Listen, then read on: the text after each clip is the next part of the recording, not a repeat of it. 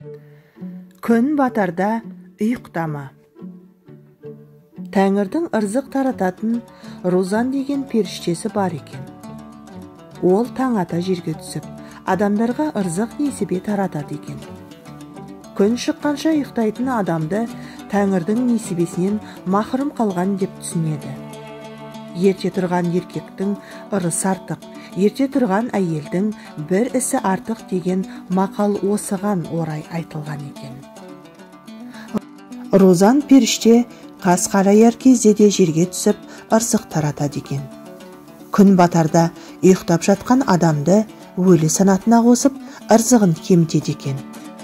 Күн батарда ұйықтама, періште сені өлінің санатына қосады деген түсінік осыған орай айтылған екен. Ымыртта әйел баласына жалаңбас далаға шығуға, кірдің суын төгуге тыйым салған. Іңірде жындар мен перілер батыстан шығысқа қарай көшеді екен. Жын-жыбыр кірдің суымен шөлін қандырып содан қуат алады.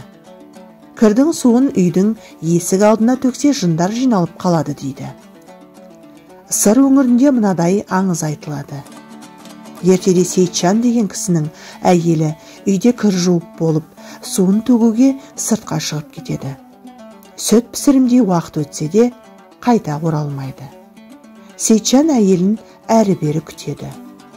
Оны іздеп тысқа шығады. Біраз іздейді, таба алмайды.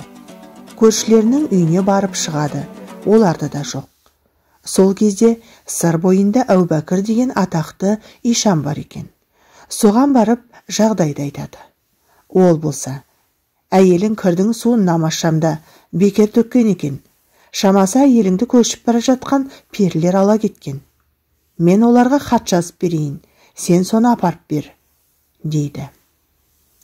Оларды қалай табамын, дейді. Кешке дәретіңді алып, тазаланып алдарынан шық. Есігіңнің алдында кірдің суын қойсаң, өздері келіп имелейді. Сол кезде менің берген хатымды біреуіне ұстат, дейді. Сонда тұмар жазып беріп, мына тұмар сені жын-жыбырдан қорғайды, саған тиісуге батпайды, дейді. Сейтжан ертесіне кеш бата есігінің алдына кірдің суын қойып, жын перлердің көшуін күтеді. Кірдің суының иісін сезген жындар Сейтжанға қарай жақындайды. Сол кезде ол хатты көсемдеріне ұстатады. Ол хатты оқиды да көшті тоқтатып, мына адамзаттың әйелін кім алды? Деп айқайлайды. Ешкім үндемейді. Екінші рет айқайлайды. Онда да ешкім үндемейді. Үшінші рет айқайлағанда бір жын шығып, мен алып едім, деп қайтарып берген екен.